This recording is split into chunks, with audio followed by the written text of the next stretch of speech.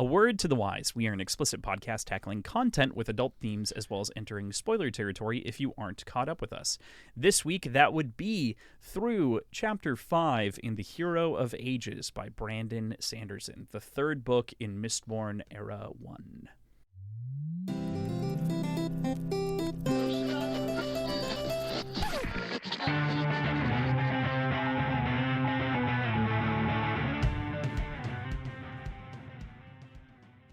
Hey there, this is Cross. And I'm PJ. And we are Words and Whiskey, a podcast for veteran and novice readers alike. We tackle fiction novels and love to talk about what we're drinking. You should think of us as your intoxicating weekly book club. I was totally prepared to start this episode. I was ready to give the intro because I thought it was my turn. So we almost had double talk there. I didn't know whose it was, and so I just went for it. That was kind of the mood. It's been a mood. It's been 3 weeks since we've recorded ish, something like that. Mm-hmm. So it's been a bit. It's good to get to sit down and do this again. Yeah, it feels great. It's been too long, I think. I don't like that long of a break because I miss your face. Aw, I'm gonna turn my camera off now. I was having a much more fun time overseas. So you were having fun in Italy, and I was having fun at Disney and Universal. If you want to hear the whole breakdown of our trip, you can join our Patreon and listen to the Devil's Cut of this episode. We did. We talked about ridiculous things like Canadian steakhouses and the absolutely ridiculous burger that PJ had at an Irish rooftop bar in Rome. Yeah, cool. All right, so with that, today is our first episode discussing The Hero of Ages by Brandon Sanderson, and we are going to chat about chapters prologue through 5. So, the prologue's like 2 pages or whatever. But before we do that, PJ, what are you drinking tonight? So I've got a couple answers to that question because I'm a crazy person, and you know what? I've got jet lag, and I'm going to lean into it. So first one, and the primary one that I'm actually going to talk about because I didn't write down the ingredients for the other. I'm just going to kind of try to remember that. First one, Hawaiian Sunset. It is 1.5 ounces of vodka, half an ounce of Verjot, half an ounce of lemon juice, half an ounce of lime juice, 1 teaspoon of grenadine, all shaken and garnished with a lime peel, served in a coupe. I know sometimes I say coupe because that's what I'd always been told it was growing up, but I think it's coupe now. I don't know what the actual term is. Anyway, served in one of those glasses, and it tastes almost exactly like Minute Maid pink lemonade. If you can evoke that taste in your mind, it tastes almost exactly like that, and it's delicious. It's really good. Obviously, I used Reiki vodka, not yet a sponsor, but unofficial vodka of the show. We'll get there. Mm-hmm. I'm sure of it. And then the Orgeat and Grenadine were both homemade using the recipes found on Anders Ericsson's YouTube channel, if you want to look that up. The next drink I have is a Tradewinds, but instead of the apricot liqueur that it calls for, I used banana liqueur. So I want to say it's 1.5 ounces of cream of coconut, 1 ounce of black rum, 1 ounce of aged rum, 1 ounce of banana liqueur, 1 ounce of lemon juice, and a whole bunch of crushed ice, and then flash blended. So, yeah. And then I, being the sane person that I am, thought it would look cooler if I put a float of overproof rum on top of it. So I've got a little bit of 151 on top. Nice. So by the time you get done with that one, fucked. Absolutely. I mixed it all in. Oh, all right. All that I meant is that on top of that, that's like 3 ounces of booze straight up, and then you also floated the rum on top. It's maybe 1/4 ounce of that. Maybe 1/4 ounce. And a lot of coconut. I'm just thinking about cream of coconut. That's fair. That's fair. I don't know. Yeah. And if I get done with those and I still feel like drinking something, I'm just going to drink water because I need to sleep. I really do. It's been a long time. But we're going to have fun today. Yes. What are you drinking, Cressland? I am having kind of a main staple of the show at this point. I've had it a couple of times. You brought it on the first time, but having a port lemonade, really simple, really tasty, really delicious, cannot recommend enough, which is just 1.5 ounces of vodka, 3 ounces lemon juice, 3/4 ounce simple syrup, 1/2 ounce port, all of that shaken with crushed ice and then served over broken ice, crushed, broken, whatever.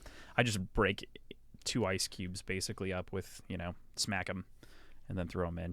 That's typically about right. So yeah, it's such a good drink. It's fucking amazing. Like, I will say when I made it this time, I was like just going off memory, and I'm like, I know how to make this. And I shook it and I put it in my glass. I thought it was like, and then I tasted it. I'm like, well, this is super tart. This is like drinking 3 ounces of lemon juice. Maybe I should like round this out with some more vodka. And it's like, no, that's not the answer. You didn't put simple syrup in it, you moron. So I put in the simple syrup, and I'm like, yes, that's how it should taste. Yep. Way too tart without that.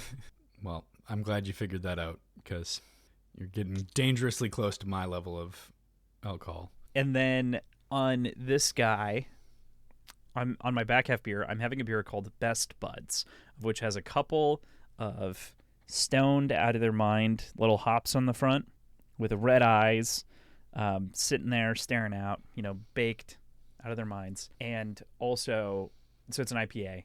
But on top of that, the alcohol percentage on the very bottom says 7.420. The course. Perfect meme. Yes. So Best Buds from Sycamore Brewing, which has kind of been, I've kind of just been rolling through their stuff whenever something new pops up. It's like, ooh, let's give that a go, because they're great. So, and no shock, it's a good beer. So before we get into the chapters specifically, PJ, how did you feel about this week's reading? What'd you think? Good. Summary thoughts. Summary thoughts. Things seem different. And I think I'll probably get into that a little bit more specifically later, but not for better or for worse in general, but just the voice feels different in this book compared to the previous two. It feels more flowery in the language and slower in the combat, and the perspective seems a little bit less strict. So, I don't know. That stuck out in my mind. Yeah, I would agree with you on different. I don't think it's more flowery in the prose. I think that this is more talky in the prose. Like, it's more telling. Combat specifically. Elend's combat is a little bit different, yeah. But that's because it's Elend. Well, but we're in Elend's perspective mostly. When Vin is fighting the Inquisitor is where I really kind of thought about it. Mm-hmm. It doesn't feel as like, what would it be, like stage direction-y, like some of his previous stuff is. Maybe I was alone in it, or kind of a minority, and really enjoying how like devoid of excess feelings, I guess. I don't know. It was just action by action by action by action by action in the combat scenes with Ven in the previous two books, and it felt a lot more in her head, I guess, and thinking about things. And maybe that's a symptom of where Vin's at now, or maybe it's a difference in the writing, but I don't think we've had enough to really know. So yeah, I'm more prone to go on, here's Brandon once again reminding us of the rules of Allomancy, using a combat sequence and like describing everything as much as possible to ensure that if you're picking up this book for some reason, or if you had a year off, you understand the rules again. I understand what you're saying. I'm just also saying that I think he's over explaining things, because it again is like, hey, in case you forgot, this is how this works. Fair. I know what you're saying. I just went back and read a couple of things, and it's like, it does read differently, but I think it's because it's the first combat scene. I think that Well of Ascension's first combat scene was handled better in that regard, but and Mistborn's with Kelsier's first. Well, yeah, but that's Discovery, so that doesn't really count. This is Reminder, So yeah.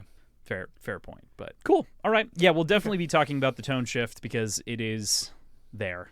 There definitely is a marked tone shift to some degree at the beginning of this book. So with that, let's go into the prologue. Speaking of tones, we start with poor Marsh. And I really like being in his point of view, because it shows us something new and deeply terrifying through the spiked eyes of an Inquisitor once again. The first time really being Carr for the first time, in a long time. And oh man, is he pained, literally trying to kill himself, like literally trying to take his own life because he doesn't want to be a pawn in this game. Yeah, that was a way to start reading this book.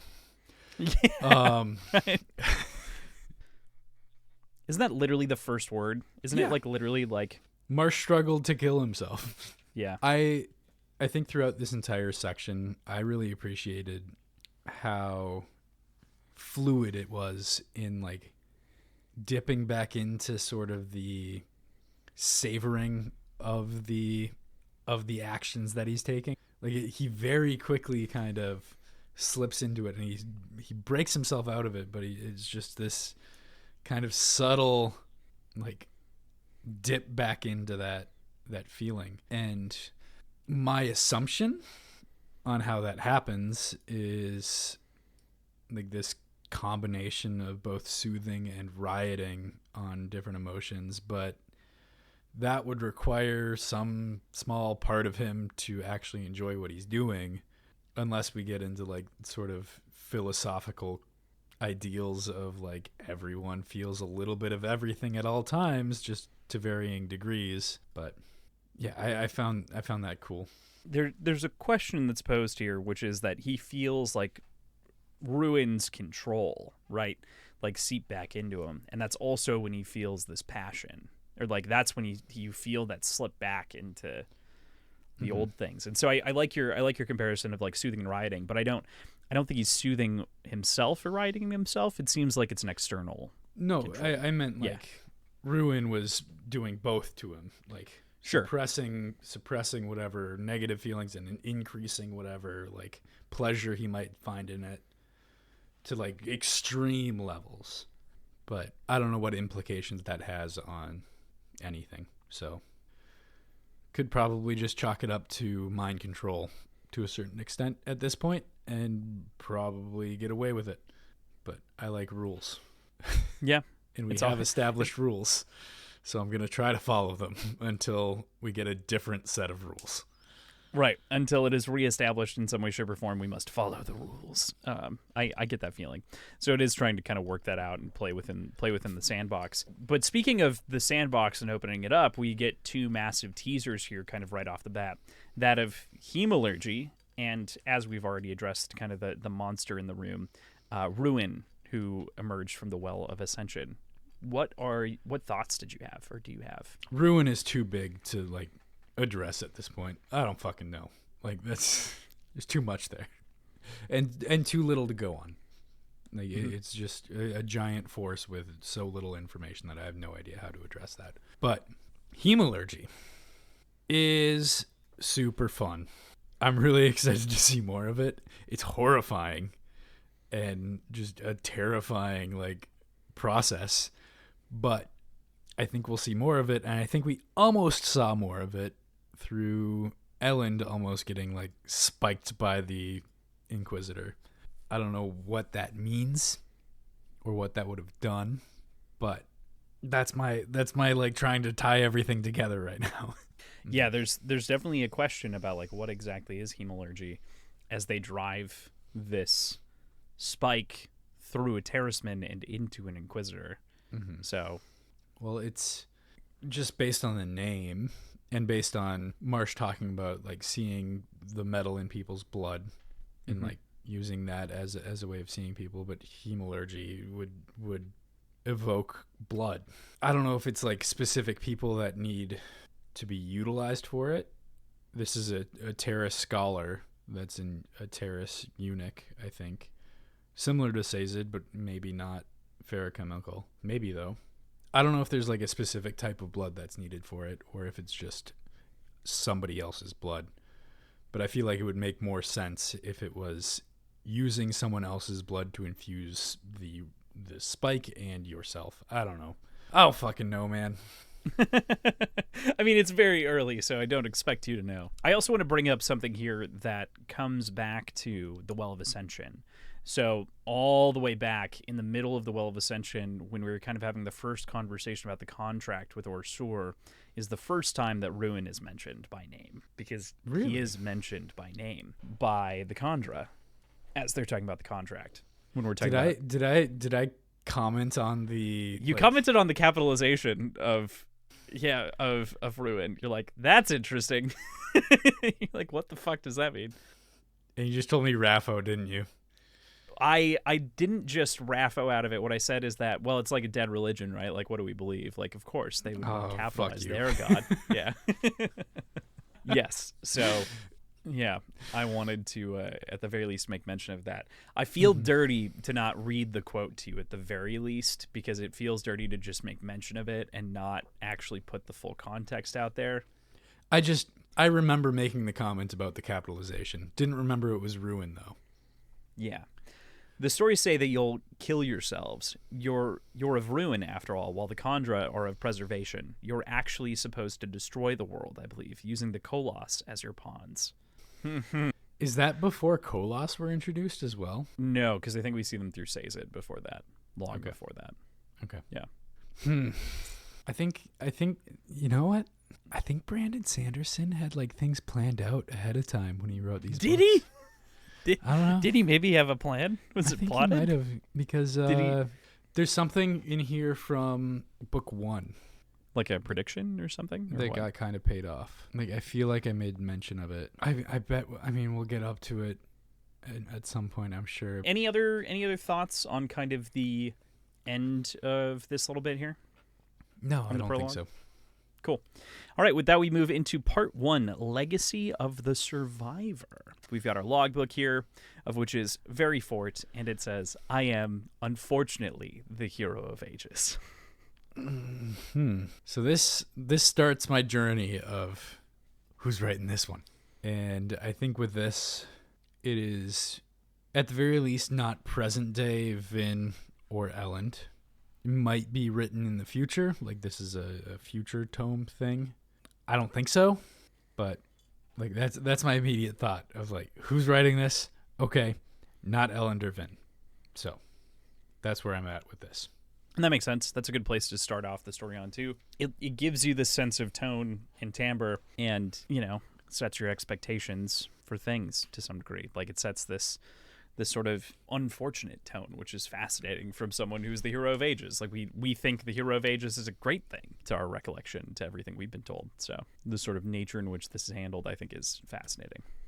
Yeah. So this chapter sort of starts almost like a second prologue. We meet Fatrin talking about kind of the states of the mists and how like the mists are encroaching and killing people. They're seeping into houses. They're kind of breaking some of the rules before, and that they're choking crops out. Other things like that are kind of going on in the background a step further than they were in the last book when kind of Sazed was investigating kind of those early claims at the beginning of the book. But they're staying later and later, and there's curiosity about what exactly is going on, as we know that there's also this impending attack from a Koloss army against this small city. That is, of course, until a mysterious figure arrives on a horse. It's our boy in his brilliant white garb, Elend, now a Mistborn. Elend rolls up like an absolute baller. I mean, he is the emperor. Like, just basically acts like he owns the place because he knows he's going to soon. Like, this is Tindwell's hard work shining through, finally. Like, finally paying off to a certain extent. Yeah, right. To his dismay a little bit, but I'm sure we'll talk about this a lot. Yeah, I have a lot to say on this front, because I am equal parts intrigued and frustrated with the changes that happen to Elend's character off screen, because it's just like, oh, okay, so we skipped the part where you changed. Yeah, it's fair. I'm not saying that growth off screen is a bad thing. I'm just saying that severe character changing growth off screen is not my favorite thing. So that's where I'm gonna disagree with you, I think, because I don't think his character changes, because he talks so much his like idealized society that he still wants to create, but he's in this position where he has to be what he is right now in order to like get there eventually. But his ideals and his character remains. It's just he has to give up the actions. He has to concede a little bit in order to get to that idealized state. But that concession happened off screen. That whole conversation that was the entire point and interrogation of the last book basically occurs off screen. Yeah. It's true. That's my issue. It's less the end result. It's more the fact that you don't see the growth, and so it feels a little bit unsatisfying there. Mm-hmm. We see, as opposed to, this is a good question. Where do you think Elend's character goes from here? Like, what's he set up to do? Like, from a character perspective. As Elend, or as the Emperor, or what? I'm thinking character-wise, which means Elend the person. All of it. I mean, I think he's kind of posed to become this warrior king, this philosopher king, like philosopher warrior king, and is Hasn't essentially he already become that though? He's essentially become that at this point. Yeah, but with dramatic societal change at his heart that he needs to figure out how to implement. I don't know. I don't have a good answer for you. I really don't. Well, and that's the thing is like I'm not saying that that's a bad answer, and I don't necessarily disagree with that. I think that is holistically the path that Elend is on. But I think at the same time, we're arriving in this character with his character arc feeling like it's concluded. You know what I mean? Like, this has been the path that he's been on to some degree. I'm not saying he's done. Mm-hmm. I'm just saying, where does he grow from here? Where does Elend experience change? Or how does Elend want to change? Or how could Elend change? You know? That's a very good question and a very good point. At the same time, looking at it from like the knowledge of what has happened in this like interim time was essentially the same thing that we've seen here at smaller levels. Like we saw these sort of these previous cities that they had to conquer, fighting Koloss along the way, and it's just it just be more of the same every time, you know? I'm not necessarily saying going back and repeating those events. I'm just saying... But aren't those events probably what shaped him into what he needed to be? I think there were probably discussions that shaped him into making those decisions. But those discussions were with Tindwyl, and then people pushing him to like act on what she told him to be. Yeah, so okay, here's my issue. Well of Ascension ends with Elend being declared emperor, right? Not right away, not right at the end, but he's informed, of course, by Vin after Vin kills Straff that he's made emperor, right? Mm-hmm. And so he then goes down to the well, he gets killed, he becomes a Mistborn. We then end the book with him and Vin on Rampart looking out over what needs to change, like from Luthadel at the Big Wide World. And then cut, and we're here. Yeah. I'm in agreement with you, but I'm trying to like fight you a little bit. I'm with you, I get it, but at the same time, I can completely understand wanting to jump to this point too.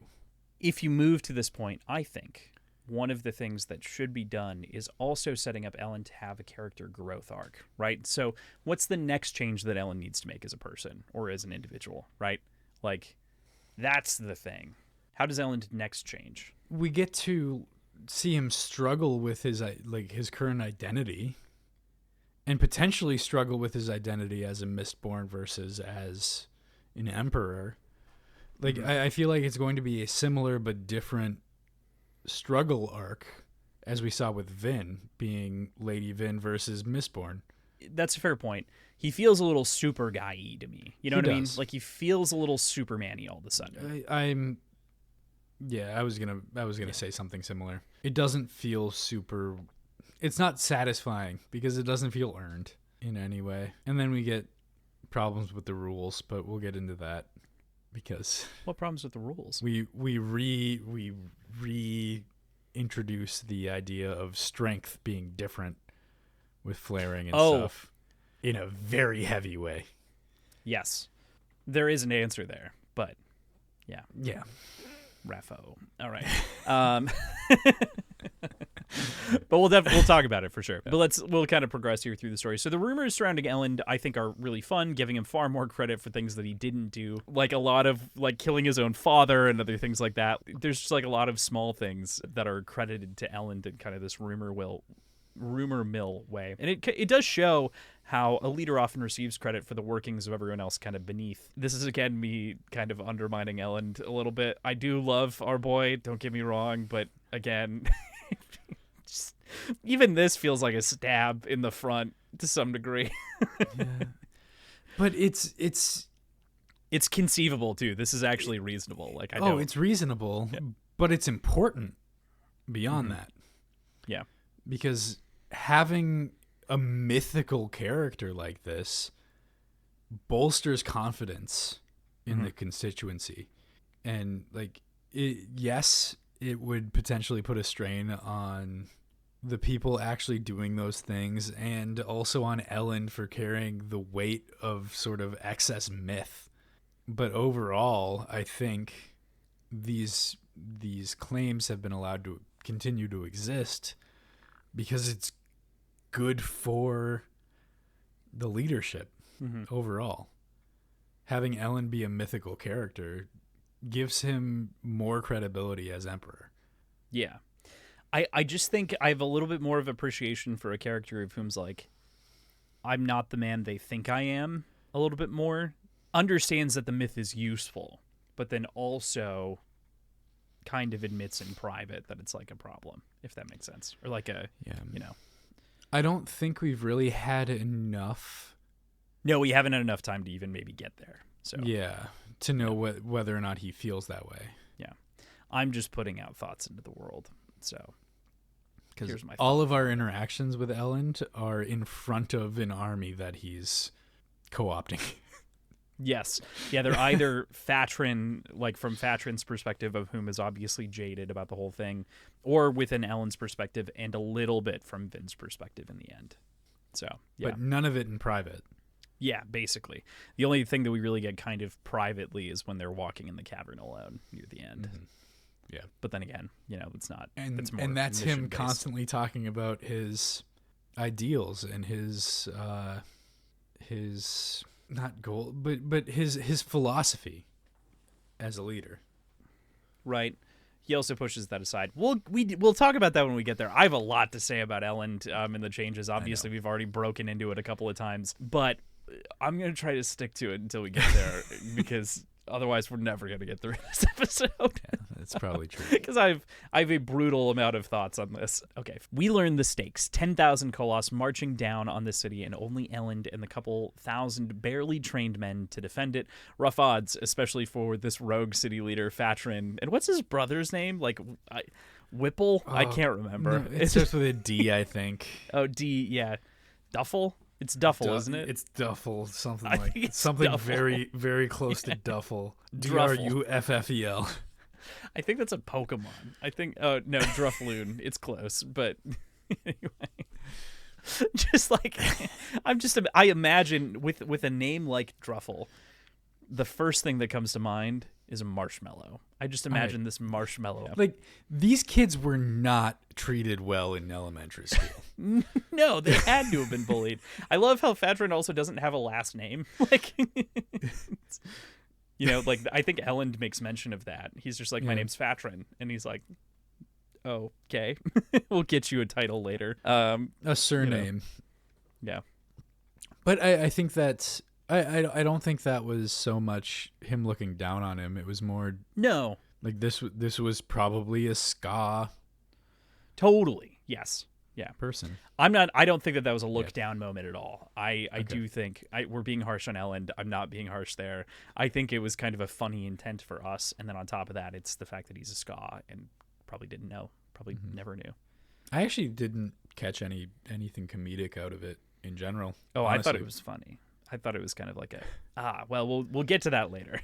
Okay. Kind of it's not crazy comedic. It's just like a little, little beat. But rough odds, Yeah. Not a great time, I think. Like, as a soldier facing those odds, probably wouldn't feel very good. Probably not fun. There's got to be there's some amazing fortitude by those soldiers, and I mean, I've never been in any situation like that, so I can't speak to it, but it really kind of gives you an appreciation for anybody kind of looking into a battle that you're going to potentially die in. And I mean, obviously Elend is soothing everybody, which helps, but I think the point still stands. Like, you've got to be super fucking brave in order to face something like that. Yeah. It is. I think that that's one thing that Elend does really well throughout this entire thing is that he does really pump up these men. And, like, really, despite kind of yanking sovereignty out from underneath these 1,000 free men, he does at the very least kind of like a con man give them a sense of power and control over themselves and lifts them up a little bit. Again, being down on Elend a little bit, but like he knows what he's doing too. And Elend is also down on his own thoughts. We'll talk about that later. Like he doesn't like what he's doing either, kind of. So to that degree, what do you make of Fatrin's discussion with Elend about him being kind of a tyrant taking over and his hopes to someday be different than this? This feels like kind of a big departure from the meantime of what we've seen between the stories. Not that he wasn't on this path, kind of like we said, but we've addressed some of this of like stuff happened off screen, but now we're actually seeing it in the moment. Yeah, he's been an emperor for a year. He's gone through the same sort of action through several different cities, and I'm sure a lot of his disposition has to do with his teachings from Tindwyl, as well as sort of a pushing from Vin's perspective, or from Vin and the rest of the leadership to follow this path. I am truly looking forward to seeing how he wants to, or how he proposes he could change this. I think that's his growth arc. To maybe not to like the full extent, but I think that's a part of it, is figuring out how to move from this utilitarian necessity to totalitarianship to his idealized, very democratic system of government that he wants to implement. Yeah, and I think it's important later. Vin brings up, of course, that it's like, well, the city of Luthadel is still operating under your, parameters that you set, and it's like, well, it's not necessarily good enough because it's not the ideal was to do all that. And I think that to a point, but he's sending all the people that he conquers to Luthadel anyway. Yeah, but he's stealing. Like he also says later, he's like, yeah, I show up, I take their homes, I steal the food, and then I tell them to like leave and go elsewhere. Like, yeah, it's not good.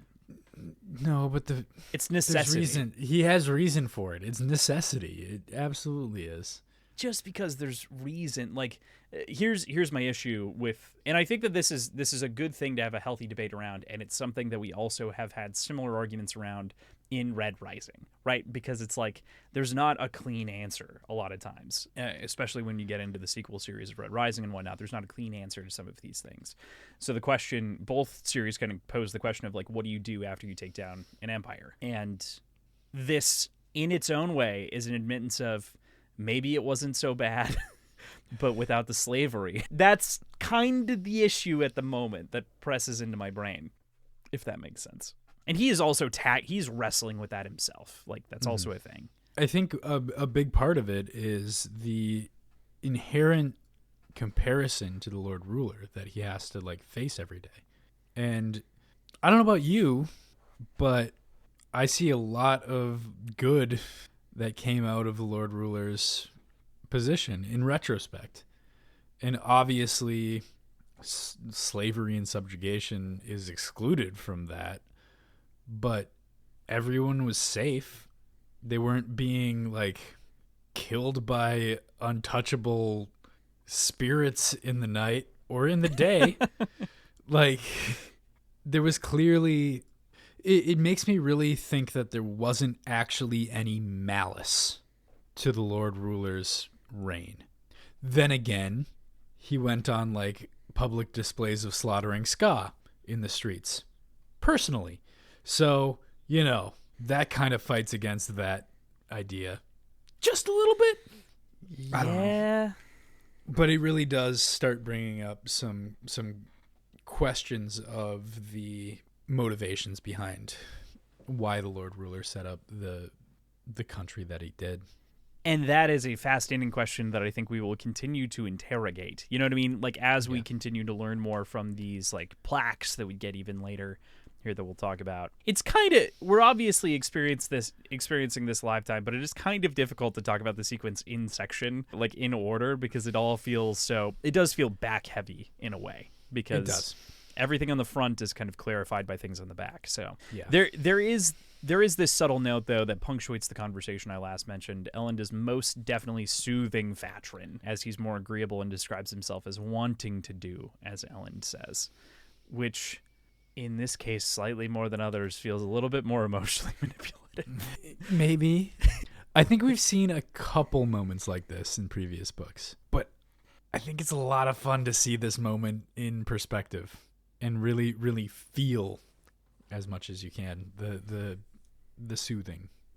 The change, yeah, because it feels like there's a change in Fatrin's mind even about things as it's going, which is very cool and is perhaps one of the best examples of showing, not telling, that Brandon has pulled off in these books. Is whenever you experience soothing or rioting from someone else's perspective. It's always so fascinating. Yeah.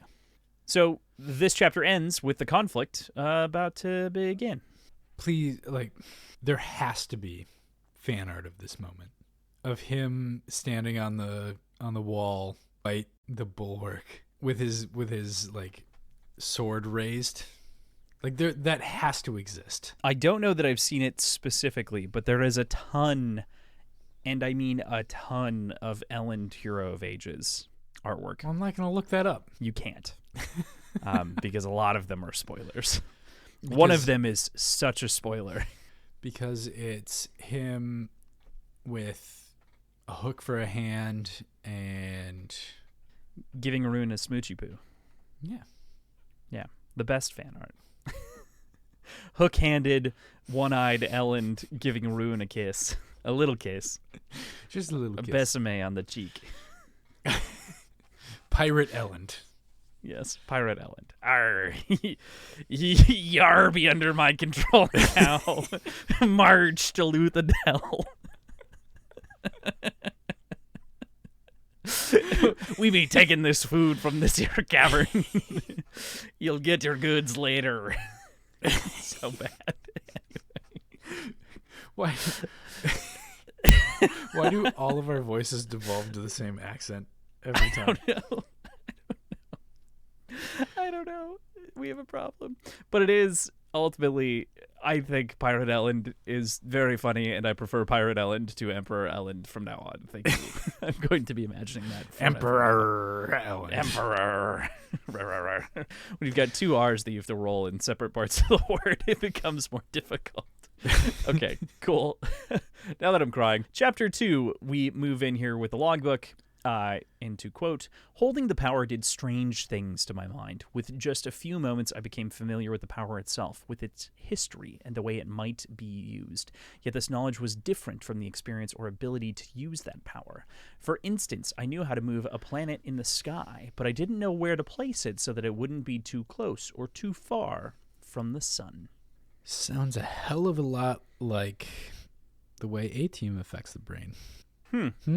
In the way that you don't understand why you're comprehending what your brain synapses change. Yeah. Changes how you comprehend something. Yeah. Interesting. Yeah. Seems apt to bring that up. Are you suggesting that there's a connection? Yes, Crossland, I am. Quite.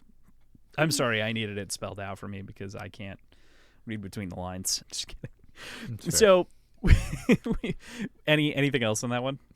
Nope. Cool.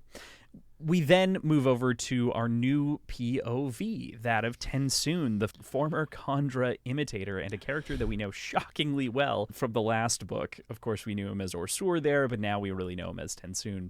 And it starts with some interesting things about the Khandra, that of the different generations, the ability to generate sensory organs. We find out that Tensoon is a member of the third generation and that there are firsts and seconds and other things like that. That said, we finally get a picture of what the Khandra are. What do you think about them? How about your thoughts on blessings and things like that? We don't get a ton, but you get a lot of teasers.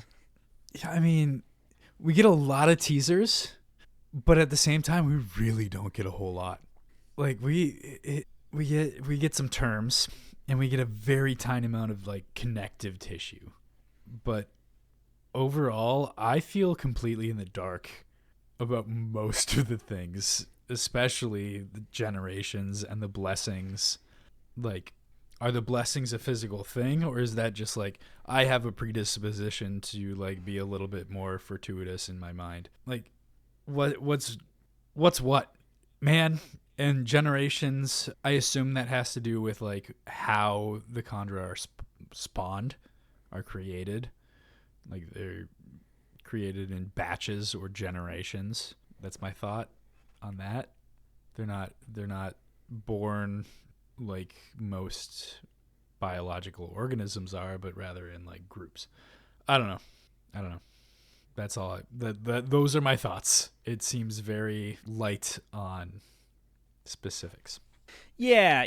I don't think it gets specific at any point. Like, it doesn't get overly into any of the details on a lot of this, but it does give us, general ideas. And it kind of, in the most obscene metaphor that popped into my mind immediately when you started talking about this, I was like, yeah, it is kind of like it's like a taste. It's, like a sampling. It'd be like sticking your tongue into tequila and being asked to say what it tastes like. And like all you did was like dip your tongue in it. Like, that's dumb. You don't taste anything that way. That's not how it works. I think we should do that now. Just like have little tequila tasters and just like put our tongue. But anyway, so I'm imagining the same kind of process of like sticking your tongue out into the tequila, like just like that one tastes like roses. Gross. Great way to waste a lot of tequila. Yeah, gross. Yeah, but you would never get a sense of what it's like, which is what this ultimate teaser is kind of like. Yeah. Mm-hmm. Lots more to come, obviously, but it's interesting to see this new perspective kind of dropped on us here. This entire week is mostly perspective to give us an idea of which characters we're going to live in heads more in this story. So, to that point, Tensoon is quickly liberated from his imprisonment, and we get a better understanding of the severity of his crimes. He's doomed his people and not just having broken the contract because he's given away the secret of the Khandra, of which we also later learned that the Lord Ruler put on one of the plaques. So, oh no, that was the Koloss, not the Khandra. He says, like the Khandra, I built in a weakness, which assumes that maybe on a different plaque he explained No, I maybe. I guess that could be read in a couple different ways. I think it implies it, but I don't think it's strictly. I think the way I read it was like the Khandra. I built in the same weakness as I did for the Khandra. So even if it wasn't said before, like this applies to both. Sure, that's the way I read it. Yeah. But I'm coming at it with the understanding of they're the same. So maybe. Mm-hmm. But to what you said initially, was he actually liberated from his prison? I thought he was like being acid burned in his liberated cell. in the term of like literally removed from his cell. I think because they open up the roof. Though. Well, they open up the roof and they pull him out, and then they open up the roof and start pouring things into him. They drop the skull on top of him while he's still in his cell. That doesn't feel quite right. I thought they fished him out, and then they gave him the skull, and then they were dropping him into it. There were like hooks. Yes, because they hooked him. Yeah. They hooked him like a fish. Yeah. Like a glob. Right. Hooks came next. They looped around my muscles, and then, grabbing him and ripping his flesh as they pulled him out of the pit. It hurt, not the hooks alone. I know you want to bring up and talk about perspectives. The way that Tensoon is written is very strange in that way, where it feels like he's kind of bleeding between third and omniscient a little bit. Yeah, and we get that later on with Elend and Vin. We get that a little bit even like in chapter 1 with Elend, or maybe not chapter 1, but the first perspective where like the first bit of Elend's perspective. We get some chapter 3, but yeah, maybe that's chapter 3. We get some omniscient sort of understanding of Fatran's feelings and motivations, like while we're in Elend's perspective. Like it doesn't feel super solidly first person like the previous. Third person. Yeah. Third person. But solidly like individual perspective, Yes, right. like the previous books did. Yeah, it definitely feels like it kind of crosses the line a couple of times and kind of like waxes and wanes in a way between that. Is that important or intentional or I just a style think it is- change? I think it is. It's a great question. I would need to further dive in, and I think it would only be appropriate to further read to see if it's maintained. So, yeah, I think that by and large, I do really like this book. It does feel very different in a number of ways right off the bat. But the characters that are fun and interesting are Tensoon and Sazed, whom, I mean, maybe Sazed isn't fun. I shouldn't say Sazed is fun. I thought it was fun. It's fun in like a very like Yeah, right. morbid way. Not morbid, Yeah. dark.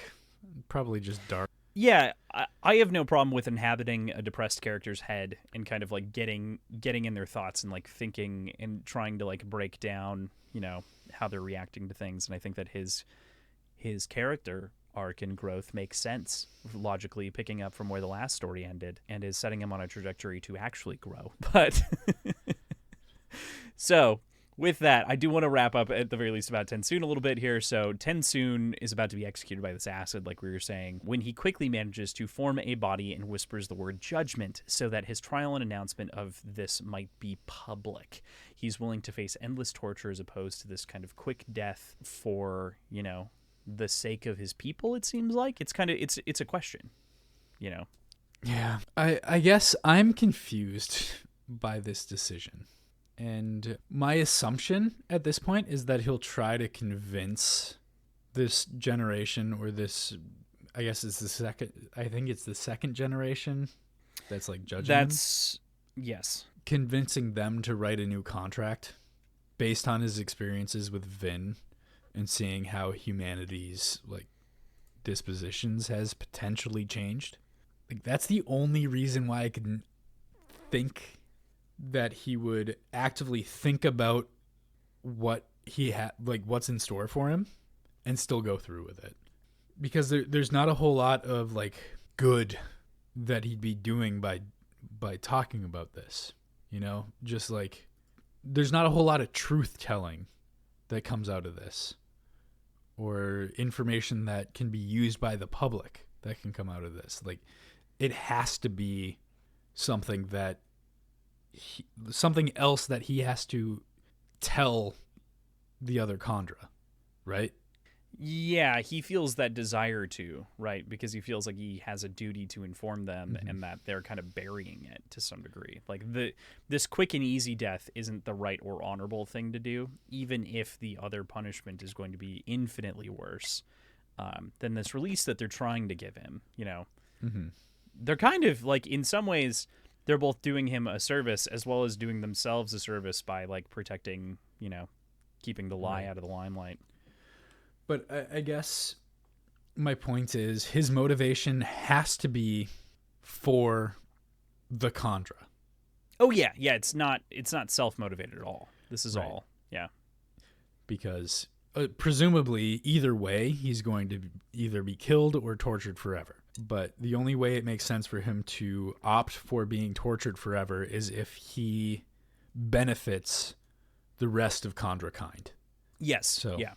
And I think he firmly believes that, which is why. Yeah, it's just like, what is he going to say that justifies that? Based on what we know yet, I don't know. Other than like, not all of the Mistborns are out to kill us. Not all the humans are horrible. Like that's the only thing I can think of, and that seems like a trivial thing to die over. Like a non-starter. Yeah. I would agree. Or not die over, I guess, in this case. Yes. Yeah. To not die over? Whatever it is. Yeah. I can't keep track at this point.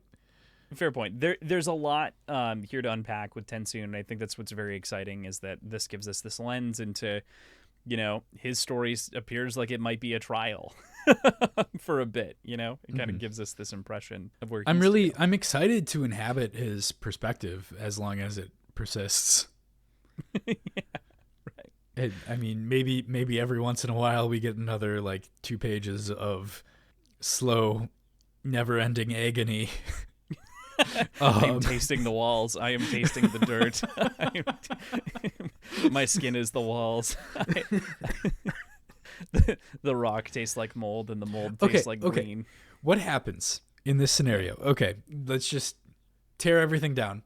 Like, just ignore any other implications. Let's assume Tensoon is imprisoned for life. He's in this pit. He has experiences taking on the forms of animals.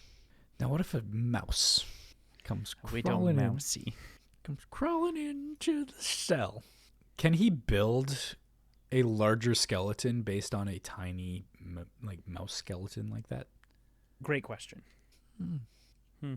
Also, similarly, what is stopping him from producing bones on his own?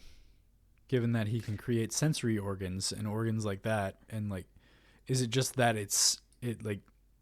what's the delineation between soft tissue and bone that like makes it impossible to create? I think it's literally that. Okay. Yeah. It's like a guide to some degree to like put things in place. Okay. I think that's about as far as we get right now with that. So he could become a full shark on his own. In theory. No bones. I got no bones. I got no bones. Just teeth. Lots of teeth. A bug with an exoskeleton, an invertebrate. There are questions there of like, could he, could there be more? Yeah. I want bug chondra. Bugdra. Chondra mantis. Chondra mantis. Your line of inquiry is fascinating. With that, we'll go to chapter 3. Go fuck yourself. And we start off chapter 3 with a logbook. In some ways, having such power was too overwhelming, I think. This was a power that would take millennia to understand. Remaking the world would have been easy had one been familiar with the power. Yet I realized the danger inherent in my ignorance. Like a child suddenly given awesome strength, I could have pushed too hard and left the world a broken toy I could never repair. All right, so we're getting back into the question of who is this? And there is the first sentence here. In some ways, having such power was too overwhelming, I think. This is Sazed or Tindwyl, based on their speech patterns. And I am going to make the case for Tindwyl because of the resurrection of Elend that took place and the previous prophecies that have been put forward and sometimes rejected, being that the Hero of Ages is going to be a talisman and taller than everybody. And then the other, the one that was rejected to a certain extent was male. I like the idea of Tindwyl becoming this Hero of Ages, ushered forward by Sazed bringing her corpse down and feeding it the remaining weird bead that was fed to Elend. Because then we get Mistborn Ferric Mist. But like the Lord Ruler. Like the Lord Ruler. So this is obviously something that I can't really directly comment on. I know you can't talk about it at all. That's fine. But that's where my brain went, just based entirely on the comma I think. That's fascinating. That's super good. Yeah. Brain gonna do what the brain gonna do. Yeah. If it's not Tindwyl, I'm pretty sure it's Sazed. Just based on that. Or it's somebody that we don't know entirely. That could be too. But I like to think it's someone we know. It's Fatrin. Yep. It's Drufel. Druffle potato chips. Truffle potato chips is the Hero of Ages. So, yeah, I think that this is meant to be a central mystery. This book each book has used the logbook to pose kind of a central mystery to some degree. The first book is who is the Lord Ruler. Turns out that that's a lie. And so, like, our estimation of, like, of trying to understand the Lord Ruler through the logbook is wrong, because it's actually a guy who died before he could even become the Hero of Ages. So Elendi, rip. The second book is really more about the capability of Ruin to change metal, but in reality is also about the prophecy of the Hero of Ages. So like those are kind of your twofold points here. And it seems as though this book is, like you said, it gives us this interesting impression that it could be future, it could be past, it could be being written simultaneously to events. Yeah, I got less of an impression that it was past and more that it was either like present or future, and present being maybe a little bit farther ahead than present, you know. Right.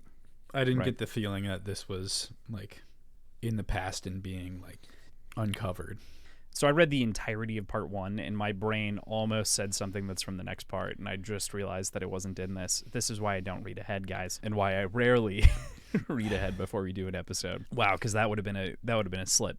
But to your point, I think that there is a lot of, it is that central question, and the central question of this is also, who is the Hero of Ages? Kind of also, what is the Hero of Ages actually? Because we have some vague ideas from everything else that we've seen happen. But even in these first couple of logbooks, we start to see those questions be interrogated, like our assumptions interrogated, I should say, about what the hero is. So I did want to ring a little bit of a correction. Earlier you said that he for she. I believe that they say that it's a non-gender specific pronoun that was used, so it could imply she in the last book. That's what Sazed is saying. Yeah, but what I'm saying is that it still opens it up, like you're saying. I was just wanting to clarify that it isn't saying that it has to be a she. It's saying that it was. That's more what I meant by pushing against the prophecy. Because the terms in the technical prophecy were not the like actual language used, but at the same time that language was manipulated and changed who knows how many times. Right. So, yeah. Who the fuck knows? Right. Did the prophecy even mean anything? Ever? Yeah. Yeah. I mean, the one that we read right at the end can't be altered. So the one that we read at the end of the book. No, but it was based on something. Well, he engraved it himself. Yeah, but he was also referencing prophecy.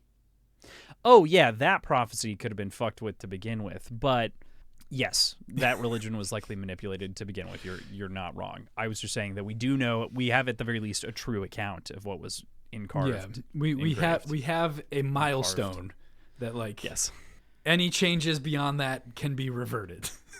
Right. Fair point. But who knows what came before that and if that was accurate. Yes. Right. I love that the section starts with Elend pulling up Tyndall in his mind as he literally leads from the front, as this sort of reverse moment where he's like, she never believed that he would be here, and now here he is, which is a great kind of, again, I've said this before, I'm going to say it one more time, but it feels like this is a conclusion to an arc at the very beginning of the story. Like, it feels like it is concluding the previous growth that we didn't really see him move to this point. We just kind of see the payoff, like we were saying before. But I do think that this is still satisfying because it is, at the very least, a direct callback to, something from the previous book that I really liked and enjoyed that relationship. But I also can't step away from the feeling that I think that he sacrificed idealism at the altar of practicality a bit, and that kind of sucks to see. I know we've talked about that here and there. Yeah. I think there's something that you're falling into quite a bit when you're thinking about Elend here, and that's, I think, something that he would have been talked out of. And yes, I completely agree with you that there was too much left on the table in that year as far as the growth of Elend goes. But the idea of making the perfect the enemy of the good. And oh, yeah. I think it's very easy to make the case that everybody around him would have advised that making the perfect society that he wants would not only be impossible, would create this void where some other tyrant could come in and make things worse for everybody. Which is ultimately what kind of happened to Jostes, if we think back to... Right. And I'm not saying that entirely, right? I do really like that comparison because I think it is important, and I think it's critical to kind of what's going on with Elend. I'm glad that you brought it up that way because that change is going to take time. Like, it's not something that can be instantaneous, but I do think at the very least it's important to. And Elend also acknowledges, but I feel that suck with him, if that makes sense. Like, that's something that I empathize with, is like that it's less here, but it's a little bit more later. It just, at the same time, it feels like such a character blow in a big way. But what's the alternative? You can't just implement what he wants. You can't just make that happen without an intermediary. Well, they've been kind of in an intermediary. So, like, I guess... After trying to make it just happen, and it failed, and it crumbled. I believe the argument at the end of the last book is that it was technically successful because he was no longer on the throne. You know, like, technically speaking, the system worked as designed. But I guess my core point here is less that, and it's more that, like... Well, okay. Let me fight against that a little bit. Sure. The system worked as it was designed to allow someone else to conquer and take over the city. Yeah. To eradicate the political system that was put in place. That's not the success of the system. That's letting the system dissolve itself. Well, the system didn't really dissolve itself. I guess the point that I was trying to I appreciate the context because that is good to say at the very least. Like, I'm not saying that was successful. I'm saying that at the very least he tried, and then they put someone in power, and then they found out that worked. And then instead of there being any sort of political machinations, we instead realized that the only thing that rules is power, which I think is the same thing that ruled before. So what lesson have we learned here? Like, what's the real change? Intent of the people who wield power? Like, that's not a great... I mean, I'm not saying that's a good thing or a bad thing. Yeah. But yes, that was the lesson.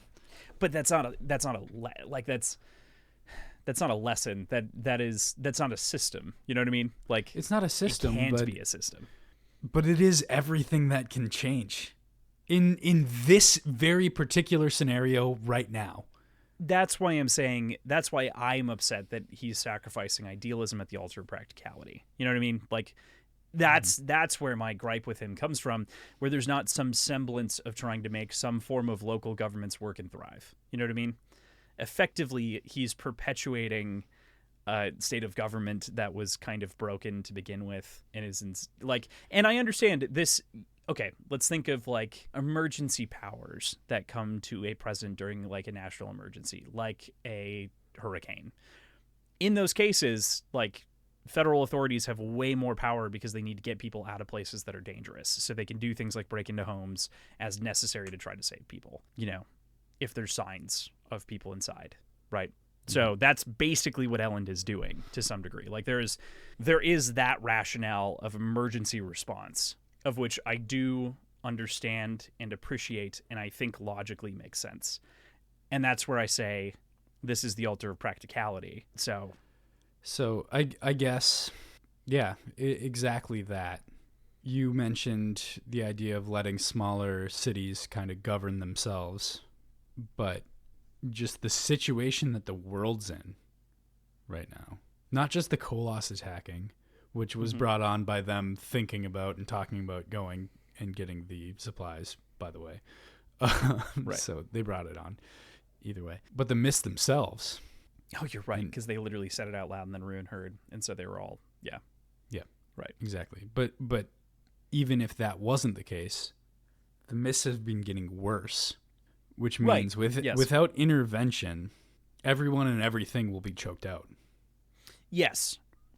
And I'm not discounting that at all. That's where I'm saying, like, that is kind of the sacrifice that has to be made right now. I just don't like that Elend is so gung-ho about it and seems to have also altered his entire... So that's where I disagree with you. On the outside. On the outside. Okay. Yeah. I can agree with you on that. That's because he comes off as brash as opposed to hopeful. And he comes off as commanding as opposed to inspiring. Yes, but we get his internal monologue too. We do. I think that justifies quite a bit. But I think that entirely justifies it. I don't think it... and this is my gripe with it. It does justify it. What it doesn't do for me is it doesn't show that Elend.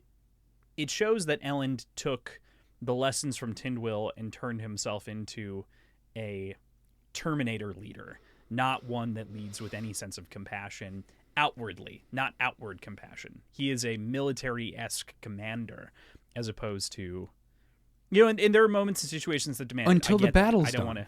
That changes when the battle's done. When he's talking about, like, he's giving ultimate praise to every single person and every single soldier, and straight up says that these soldiers are what kept all of us alive today.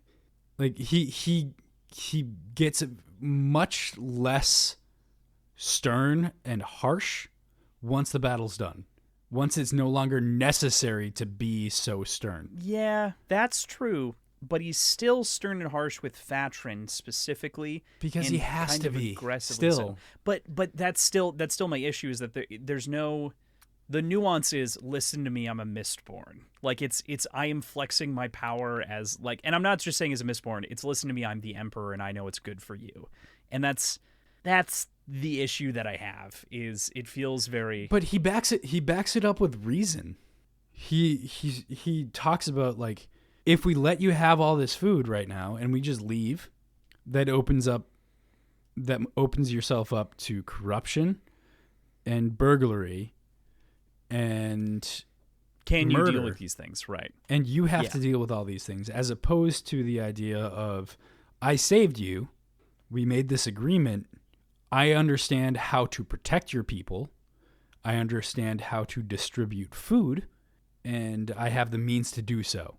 So, like it or not, for your betterment, I'm taking over here.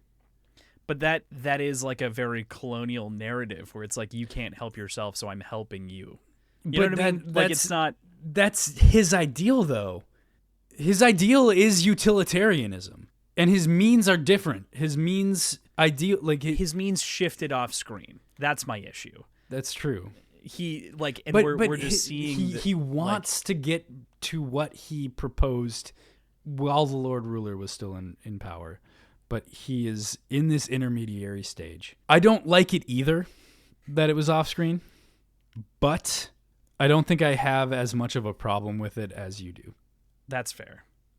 I think that books, to me, specifically are about watching characters grow, in addition to plot and other things like that. Like, those are all mechanics that generally help the character grow or experience growth. Showing growth off screen is the worst thing in the world. Like, outside of, like, a summer away or, like, an infinitesimal amount of time in which you don't see a significant change, sure. But seeing a significant change between books is like, well, what the fuck happened to get him there? Where did that change happen? When did he make the decision to go very utilitarian? And we find out that this is like the fifth such instance. Like, we don't need to see each city. I'm not recommending for that or suggesting that. But even the conversation about what needs to be done, as opposed to just having a flashy entrance, would have been better. Yeah. To me. Because it would have at the very least given us a perspective of like Well of Ascension has moments of like people sitting around and talking. And I think that that's really good because it gives us perspective and it like lets us build and understand people as they work together as a group. Elend is single-minded here and doesn't listen, doesn't take in Fatrin's perspective at all, doesn't care. Really, he cares, but he doesn't. He's like, you're just you, and you don't like. I'm fine. We're gonna make you a lord, but like, you don't really matter. He's not so explicit, but it gives that impression to me. And that feels so distinctly not Elend. But it never gives the impression that that's what he actually feels. I think his actions make that. His actions are so. It's so detached from what he actually believes, though. Which is the worst to me. Like, that is the worst, and I don't mean that in like I mean that in a general sense, like in like a real people character sense. One of the worst things to me is if you say that you hold an ideal and you don't behave that way. That's why he doesn't he doesn't have the option to behave the way that he wants to. He absolutely could, at the very least, be behaving more in line with it. Instead, doing what? He doesn't have to demand that they follow him. he can instead just make the logical argument and then make them make the choice. But they bring that up. In that he did that before, and it did get Luthadel, like, it got Luthadel's government dissolved, essentially. Right. The one that he set forward. By giving people the choice, they're going to take the path of least resistance, and sometimes that means giving up everything and eventually being completely subjugated, which is completely counter to what his goals are. I don't think it lines up with his character, so to speak. And I No. think that specifically... And I think that's the whole point. But he's not... I don't think it's the whole point, because I think that he should be feeling... He does feel conflicted, don't get me wrong. But he doesn't feel that conflicted, and Vin doesn't feel conflicted about it at all, which feels worse to me. That feels terrible, because she isn't even advocating for the people anymore. She has become subsumed in her own thing, too, which... And she's like, well, it's the right thing for the most people. And it's like, well, that was the argument that Set was making in the previous book. Like, where does this end? Where does this logical train and fallacy end? And that's my issue, I think, here is that, sometimes you do have to give people choice, and you have to give examples, and you have to let the myth spread of the people who didn't listen. Like, Yeah. I don't know. Yep. Yeah. It's not... I don't disagree with you in almost any respect. Right. I totally understand the noble cause that Elend wants, which is to save as many people as possible. It is and utilitarian, like you're saying. It is unfortunate that he does so with such a heavy hand that it doesn't even feel like he's creating a tyrant myth around himself now, like in its own way, as opposed to the person that we know he is, which is very different. He's creating a persona of Elend Venture that commands the respect that's necessary to achieve the goals that he needs to achieve in order to save the most amount of people as possible. Right. In his mind. Given the framework that he's working within. Yeah, right. Which is the whole, again, it's the idealistic government can't always function, and, it functions best often in a bubble. And specifically, the way that he is changed from someone who even, he doesn't even feel affectionate anymore. He feels hardened in every way. Yeah. I mean, I guess he died, but almost died, I guess. But he got a ball fed to him. Yeah, a little ball stuck in his mouth. Okay. I think that will do for most of the shit that we have to talk about Elend, because I think that is literally the argument that I have for the rest of this section. So we might be a little cutty jumpy here in terms of plot progression, but I do really like... What was that? I said, yeah. Yeah.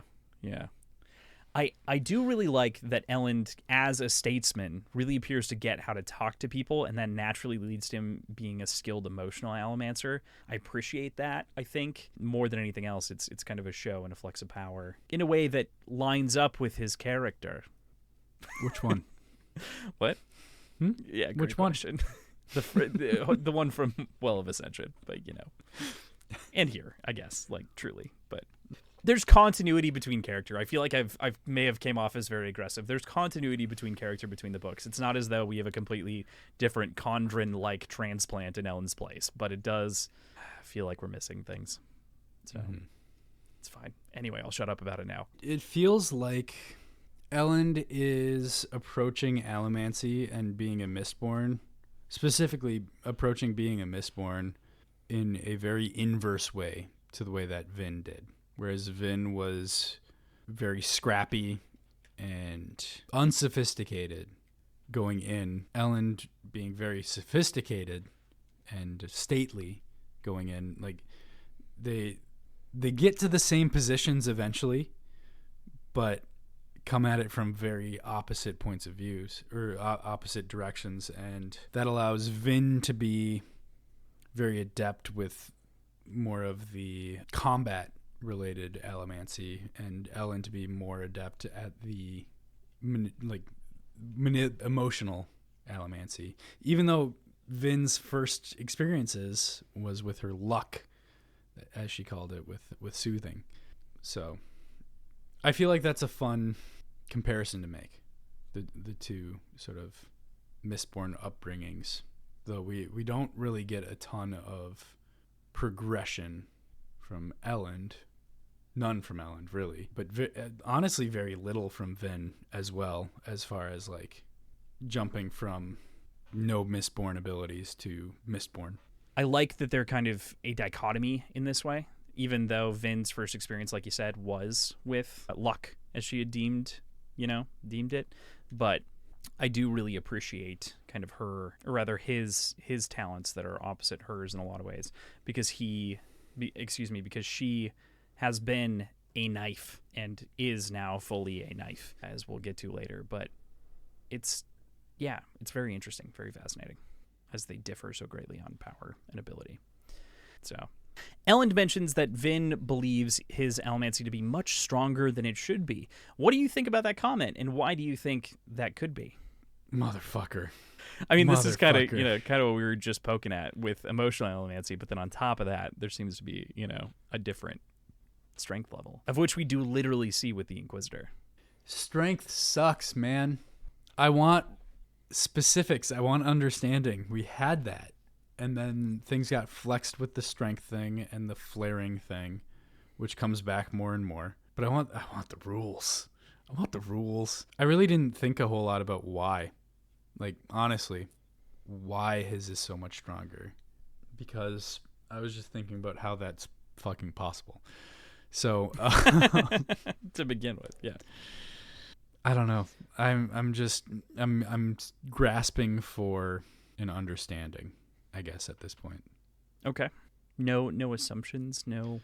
I mean, the assumption is because of how he became a Mistborn. Like he's got a ball in his butt. I don't know.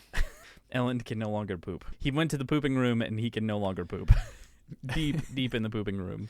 In the pooping room. So assumption is ball, though. That's your Yep. kind of, the little bead. Okay. Because ball. Because ball.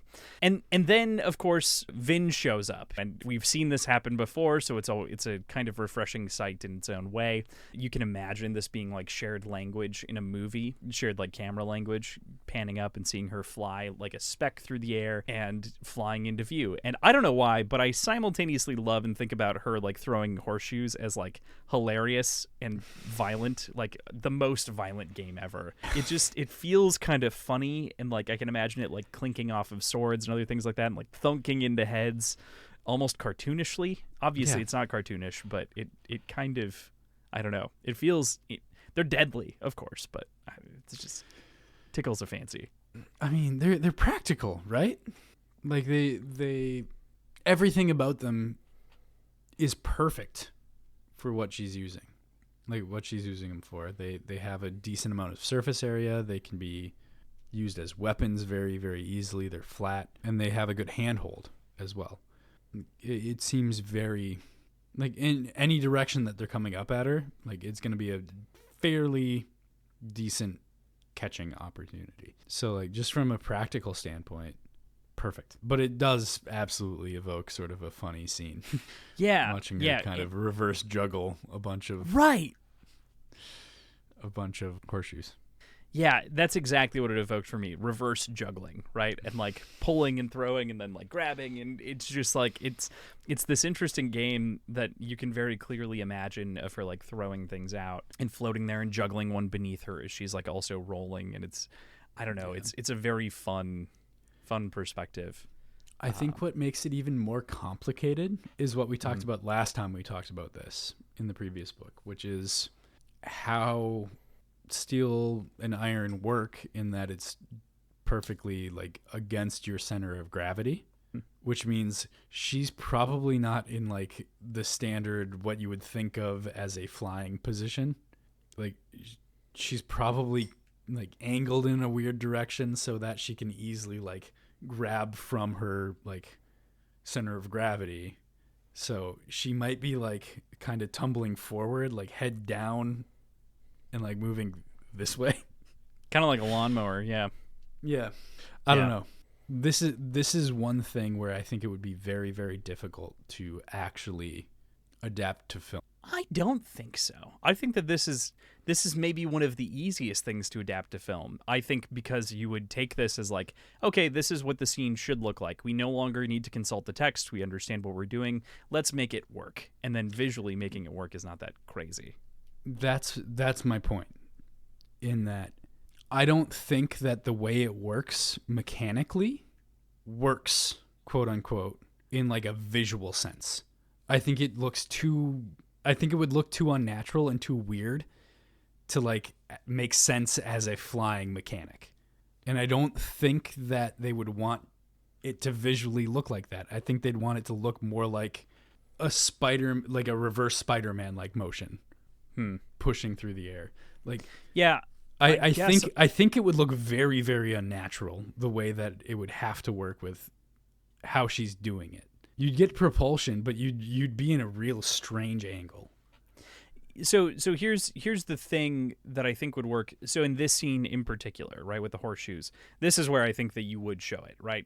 You would like throw them into a koloss and like see her shove off. Like you wouldn't just have her put them in the ground. You would have her hitting things and kind of bouncing between, not just like air juggling, right? So it'd be more like she would be using the horseshoes to move and bounce kind of in a variety of directions as she like throws and takes out people. Not like she's just plowing forward and flying through, which is kind of how it's described. I think it would be much more of like a full-on throwing from side to side, back forward. So moment. You'd start after she actually makes contact with somebody, as opposed to like watching her fly through as a speck in the air. You would do the launch as a speck, but then you would have her come down and then like catch herself and throw in, or like cut to Elend watching her land, you know, or like quote land, but get really close to the ground from Elend's perspective, and then cut to her like dashing through and killing stuff. Okay. Yeah, the most important thing is you cannot frame this the way that Brandon has, I think, to make it visually while maintaining the rules. To make it visually interesting and maintaining the rules. Yep. Right. So I think that you would have to, because you can make it make sense. It's just, you know, yeah.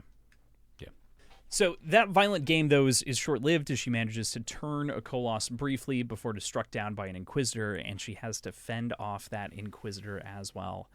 And then burns Electrum, the allomantic complement of gold. It only throws out shadows behind her, which alleviates the advantage of atium that other Allomancers or Mistborn or Inquisitors may have. What the shit?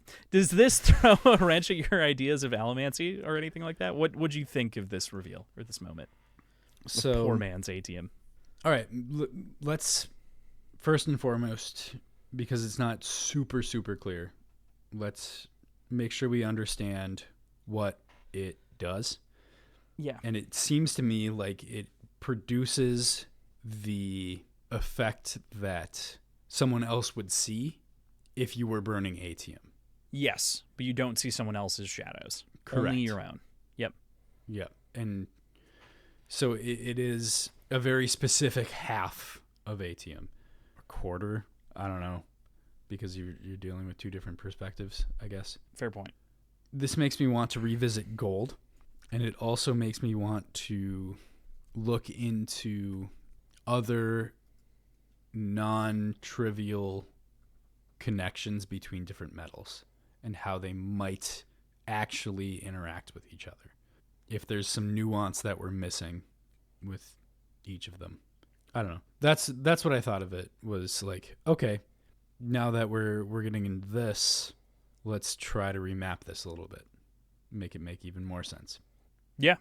I think that Electrum is fascinating, and it makes for a much more complicated table. We do get an answer to what the 11th metal was a little bit later, in which it's actually given the name malatium, so it's not as though it's removed from the table or anything, but it is. Right. Which we got that last book, didn't we? I don't know that we did. I think I said it. I thought we did. Maybe we did. I mean, conveniently, I have the last book right here. Oh, Ruin Malatium won't work. Ah, yes, we did. We did get a last book. 3 times. Twice, actually. Both times on page 82. So literally on the same page twice. Yes. So he did get the name. Yeah. But that does clear up what the opposite of gold is now, and we really have this understanding of, the ferrochemical metal. And we have an understanding that there are maybe more metals out there, potentially. What did you think of the fight with the Inquisitor? His use of kind of the strange... Oh, that's a big question. Right. His use of the strange spike that he goes to Elend, goes for Elend with, and the speed the Inquisitor suddenly has that neither of them believe to be elementically possible, as well as the way that they're now kind of quasi-generals for the Koloss as they move across the landscape. There's a lot there, like we're saying, but... Yeah. So... I think you'll appreciate this comparison. It feels like we're dealing with Warcraft 3 hero units. Niche reference. I appreciate that. If you had to describe that to people who don't get it, what would you say? I mean, it feels like...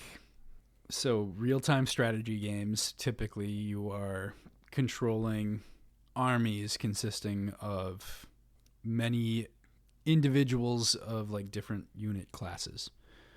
And in Warcraft 3, you also, on top of that, get these hero units where you get like one of them at a time, and they have very powerful special abilities, each of them unique to themselves, that you get to strategize with and like use in conjunction with the armies that you're controlling. This feels like that. This feels like the hero units in Star Wars Battlefront, to put maybe more accessible comparison to it. But just like the rest of the battle really doesn't matter all that much as long as you kill the target the hero unit. Yeah. This is also sort of getting into this fight with the Inquisitor. This is where I felt like combat feels less snappy, just slower in general. And we've talked about that a little bit. It just feels like a different voice to a certain extent. Yeah, and this is where I think at the very beginning I pushed back a little bit, and I think that this is, again, Brandon reintroducing the magic system more than anything else. It didn't feel like that, though. Just the actual... I'll see how it comes, how it changes in future fight scenes, but that's not the way it felt. Because even in situations where he's not introducing new moves or like reintroducing moves, it just... This is a lot more tactical, though, too, because there's also like we need to get under the Inquisitor's armor and like get the spike, and then we find the shell, and there's a lot of that here too, which is also not snappy. This is kind of the feedback in here, is that we I don't have specifics. It just didn't feel like the same fight scenes that I'm used to. I mean, he used like 4 times the adverbs that he ever does in a sentence inside of that fight scene as well, which, if you know how I feel about adverbs. You love them. So much. And the Inquisitor obviously stabilized himself by pulling on the Koloss weapons in front of him. Again, I really think that a lot of that fight scene is more rules, but it does still feel like, beyond just a rule reminder, slower. I do agree with that. But I'm willing to pin some of that on rules, at the very least, because it is, again, that reintroduction. And like I've said before, there's also a certain degree of, I don't need the rules repeated to me again, Brandon, because I've read the last 2 books. I noticed that more in this than I did the previous book. It didn't feel obtrusive, though. It's not that bad until it gets... The thing... Here's what's... I love you, Brandon. I love you so much. I hope we get to interview you someday. It would be fantastic. But also, I want to just say that a lot of other authors trust you to understand or like carry things from book to book a little bit more than Brandon does. But because everything of Brandon's is so interconnected and some of the nuances are so important, it's almost like he doesn't trust you to remember, because you might not have paid attention to small detail X. And so he has to do a full refresher each time just to make sure that you have all of the arrows in the quiver that you might need. If that makes sense. Yeah. I think that is a good thing at times, and I think at other times it makes me go, I don't need to read that again. And skip. At the same time, we got those introductions in previous books, in fight scenes most of the time, and those still felt snappier.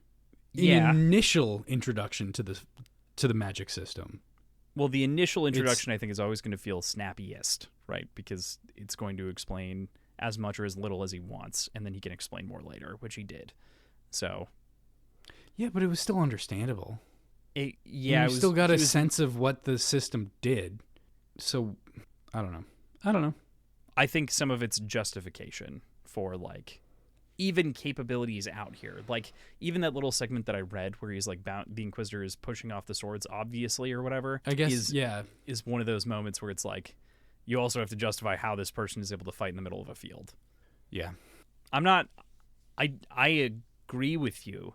I'm just also saying I feel like I got one pass in me. You know what I mean? Like you get the one pass and then we'll see. And I'll give the first one the pass. But I think that there's also tactics going on inside of this one, which is another reason that it feels slower, because it's not just fighting for life. You know, like it's not just Vin or Elend, well, just Vin or Kelsier rather, fighting for their lives, which is what it is almost every other time. This is more of a tactical combat to some degree. Yeah, that's true. Yeah, small difference. All right, with that, we move into Chapter 4. All right, with that, we go into Chapter 4. The logbook here, of course, this is actually what happened to Rashek, I believe. He pushed too hard. He tried to burn away the mist by moving the planet closer to the sun, but he moved it too far, making the world far too hot for the people who inhabited it. The ash mounts were his solution to this. He learned that shoving a planet around required too much precision, so instead he caused the mountains to erupt, spewing ash and smoke into the air. The particles in the atmosphere reflected sunlight and made the world cooler and turned the sun red. All right. Well, I feel like if you still maintain the ability to affect the world like that, I would have just kind of wiggled the planet back and forth until you got into the right spot. Like, it's not precise enough. I get that. Like, you don't have the, like, super control, but you can take some time and really just kind of, like, back a little bit, forward a little bit. Like, you'll get it to the right spot eventually. But instead, we get the sun blotted out by a permanent, persistent volcanic eruption that, I don't know, fucks everything. Mm-hmm. Yeah. Rashek did a bad job. he tried to do the right thing, but he did a bad job. Rashek was not the hero of ages. No. Not quite. No. Oh, man. Yeah. Yeah? Yeah. Cool. With that little logbook entry, we move on here to Sazed. Another point of view, of course. We, of course, had him in the last book, but it's good to be back with him, even though Sazed is in a dark, dark place. He sits and interrogates the religion. Yeah, he's a dark boy. He sits and interrogates the religions he's spent his life studying, trying to find the one true religion, something he can believe in, and wow, it's a low place that we find him in, even when he's on this journey to help the Empire expand through treaties and the like as the ambassador. It's just, I mean, I can't think of a more fitting result of Sazed's identity crisis, though. Like, it hurts to see him experience it. Why wouldn't he really start scrutinizing the religions that he held so dear? Like, that I feel like is the perfect stepping stone. right. It makes total sense to me. My only sort of saving grace about this, and sort of my only thing grasping onto hope, is the idea that writing down these contradictions and really thinking about them from a different perspective will prove very, very useful later on. I'm hopeful to see that happen for Sazed. For Sazed's sake, truly. Yeah, I mean, you just want our boy to be okay. Yeah, well, he's not. I know, but you want him to be, you know? Yeah. But we don't want that to have happened off screen, because that would be bad. Mm-hmm. Yeah, okay, anyway, I think I've talked enough about that. So, yeah, I like the path and trajectory that Sazed is on, despite not enjoying, kind of like you're saying, what's happening to him. You know what I mean? Like, it's a good through line, but it's not, not strictly the best. So for our boy. What do you think about him being the ambassador and his kind of conflict of what needs to be done before he can become a leader of the Terrace people? It seems to be the other part of his character here too, is like he wants to be a leader fit to lead because he kind of has to be. Yeah. I think he's imposing a lot more strict rules on the titles that he's been given than I think probably anybody else is. Like, he's the one that's implying that being an ambassador necessarily makes him a citizen, and that's what he's like at odds with. And also being a citizen, so the stepping stones are like this. Being an ambassador, like an appointed ambassador, necessarily means he's a citizen, which in turn necessarily means that he's gone back on the idea that his people are free. Like, citizenship, in his mind, maybe rightly so, precludes you from being free. I don't want to get into strict, like, sovereign citizenship ideals there. But there's certainly an existing philosophy that would feed into that. And I can't fault him for feeling that way. But at the same time, it seems like he's putting those restrictions on himself as opposed to like feeling woeful about what system of government that he's found himself in. Yeah, I think it's interesting, especially when we compare it with Elend and sort of the practicality versus utilitarianism that we've talked about before. He is strapping himself with different moral complications versus Elend is willing to remove himself from moral complications to do what seems to be the most right? When it comes to him being an ambassador, right? Because Sazed doesn't believe that the Terrace people should be under any other sovereign government and therefore like should be separate in that way. It's interesting. It's a little bit more complex. I think we need more. Oh, sorry. No, that's it. That was the last word. You think we need more? I think we need more understanding of how citizenship works within this empire, in order to like really make a judgment call on whether or not Sazed has anything to actually worry about here.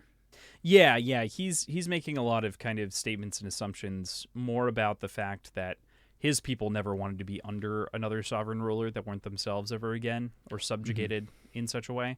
So I think that like his point is less that he doesn't trust it. It's more the premise or the principle of the thing, if that makes sense. Less technical.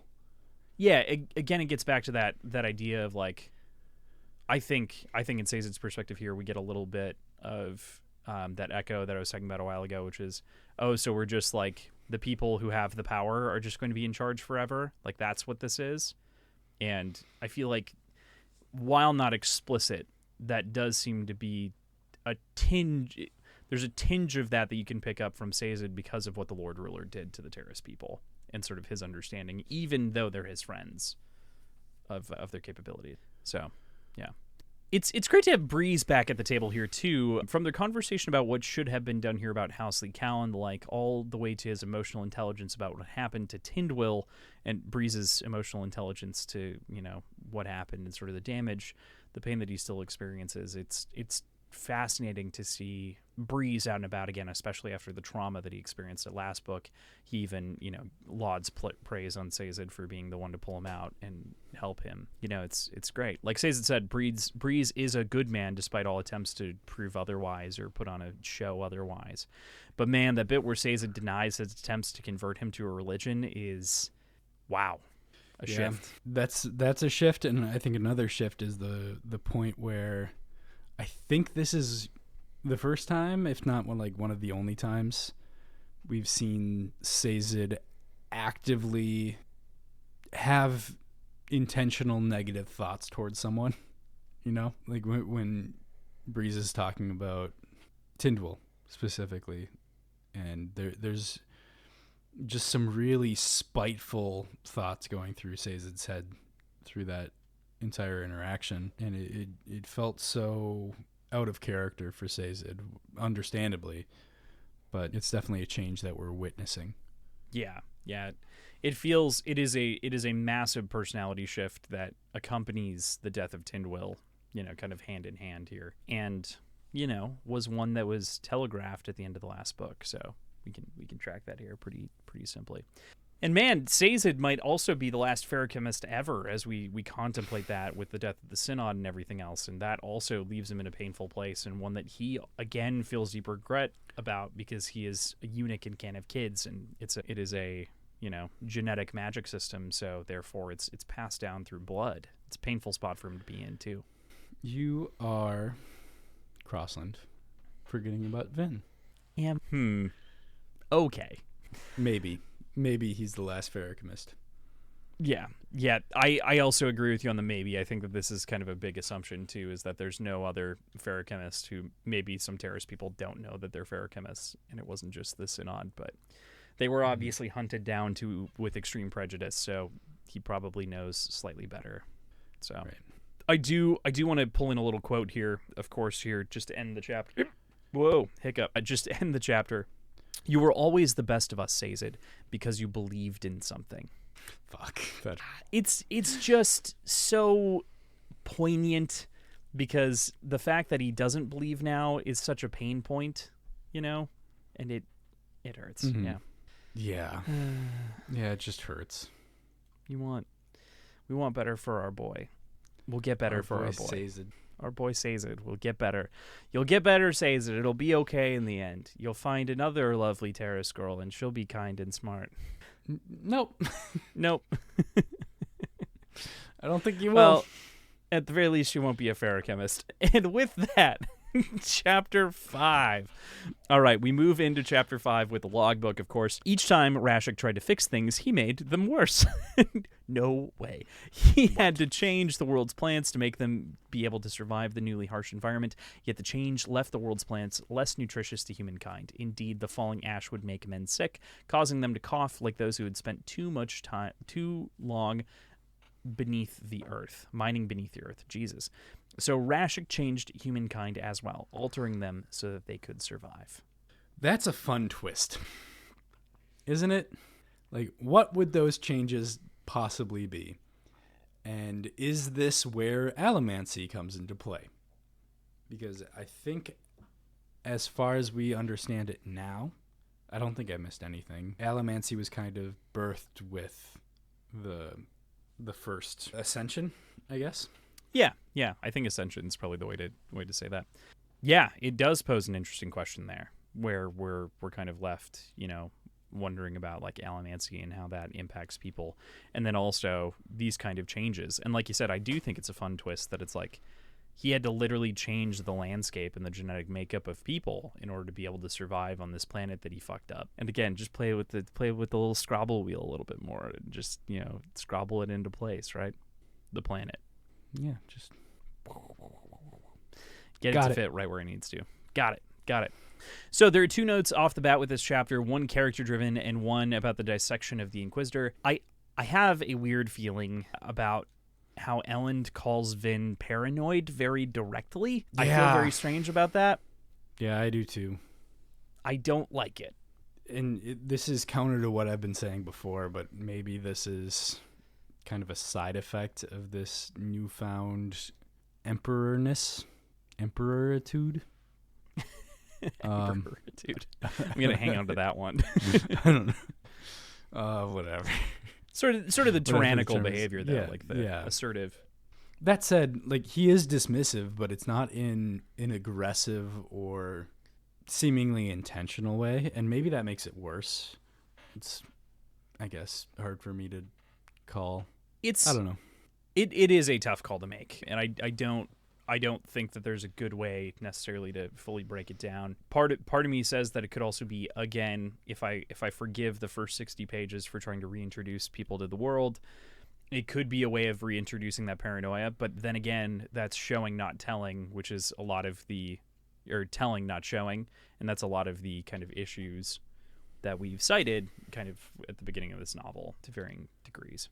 So, yeah, it does feel out of character to some degree, and it's not that he doesn't believe that. It's just that it feels like he would have said it in a different way, or would have been a little bit more political about it, as opposed to blunt. And I would hate for the impact of Tyndall's lessons to be a blunting of Elend's personality. Yeah. You know? Yeah. The second note here is the dissection of the Inquisitor. What'd you think about that sort of moment as they dissect and find an abnormal number of spikes, as well as contemplating a third potential source of power? What in like potential magic that could exist? What's rolling through your brain about Inquisitors now? I guess they're adapting, they're changing, they're moving. Whether or not that's self-motivated or ruin motivated, I would think maybe both. The little turtle shells probably seem more self-motivated, individual motivated. Yeah, I don't know. Yeah. Okay. It is interesting about like where that probably comes from or where it could come from. So I agree with you. It's definitely a question that is lingering in our minds as we think about, this is what exactly what's going on with the Inquisitors. We saw a spike. We've seen a couple of things. It's posing a lot of questions to be answered for sure. A lot of questions. A lot of questions. We find there was another reason for them to be here, though, of course, beyond just protecting the city and the people that was important. That of the ministry building and the supplies that had stowed away, hidden from all who had looked for it, except for powerful allomancers and people who knew what they were looking for. What do you make of these buildings and kind of the establishment here of the ministry and sort of the plan that existed inside of this religion? I guess, assuming that what they know about the Lord Ruler is true, this sort of scavenger hunt that's being placed and created around Scadrial is brilliant. Such a good idea, especially understanding that your foe, you can't stay ahead of them if you have anything out loud or on paper. Like, the only way to stay ahead of them is by thought. That makes time such a critical resource in this story that I'm really excited to see how that gets expounded upon. Yeah, because if he could be listening at any time or moment like that opens a completely different bag of worms, bag of potato chips. Mostly air, but full of some other things that are tasty and sweet and can be latched onto. Yeah. Did you just agree with that silly metaphor? Because it did not make sense. So I love the term scavenger hunt because I think that it does really embody what this is to some degree. Like, it gives us, I think, a really great kind of analogy to roll with, because it is kind of a scavenger hunt. They get their next clues and they have to go look in Fadrix next, and I think that's a great way of putting it. Yeah, it's like a treasure map. Yeah. With just like the next treasure map and the next treasure map and the next treasure map on it. So I think it's a great way of putting it. Well, if you're getting a treasure map and it only has one spot on it, you got ripped off, my dude. True facts about treasure maps here on Words and Whiskey. So 60 or so pages in, for the first time, we finally shift fully to Vin's perspective as she and Elend begin to explore the caverns. Vin probes her own thoughts on what she's seeing from Elend 2 and his current growing pains in his new role, some kind of thoughts. And they have some like banter back and forth even. I was just curious about your thoughts about being in her perspective again. I mean, bringing up perspectives, this is where I first glaringly noticed the differences in like third person versus a little bit of omniscient. Is there a term for that technically? Yeah, there is. And I should say this isn't really the first time that we've been in her perspective. We technically were when she fell from the sky and we were like, she was tearing up the Inquisitor. But this is really the first time that we're emotionally in her perspective, I think. But I think that this is more of a... And it's so weird because I have such a hard time besmirching or anything like that. But this feels like we were saying earlier, kind of an inconsistency of sorts. And it feels like some of that might just be language shift. It feels like he leans on the names a lot more. Like Elend does this and Elend does that. And that makes it feel more omniscient as opposed to being sort of submerged in the perspective and sort of feeling some emotions between actions, if that makes sense. It does. That's true. I just seem to remember, and I could be completely wrong, but I seem to remember him talking about like feelings and thoughts, not like quote unquote thoughts that person, but more ideas that they're thinking about Yeah. outside of the perspective, which is what I found odd. Yeah, more emotion generally, like a little bit more emotion conveyed, which Yeah. we finally get when we're here with Vin. But before, I think, especially in chapter 3, we don't really feel that much emotion. That's true. Yeah. So I agree with you there. I think that's where it kind of blurs because it feels like we aren't really living in the perspective that much. So they continue to explore the cavern, and they get more. They find more down. They find the plaques that the Lord Ruler had engraved, explaining metals and the purpose of them to anyone who might find them. And we get a map, a new location to go to where more information and answers could lie. What do you think about the cavern and like all the secret soup that he has down here? All those brothy boys. Secret soup. Yeah, this is clever. This is super, super clever. Kind of going out of his way ahead of time to sow a little bit of civilization, I think will be quite helpful. And I think is exactly what the Lord Ruler was thinking would happen.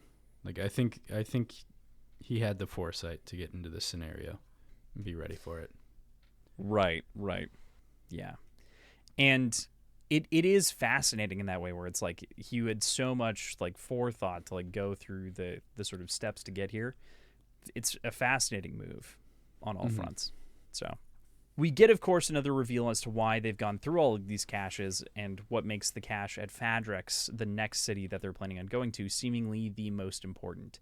It is where it is. It, of course, being the ATM cache, they suppose. I don't think it's there. I still don't think that's where it's at. I think I truly believe that the ATM was used for something else.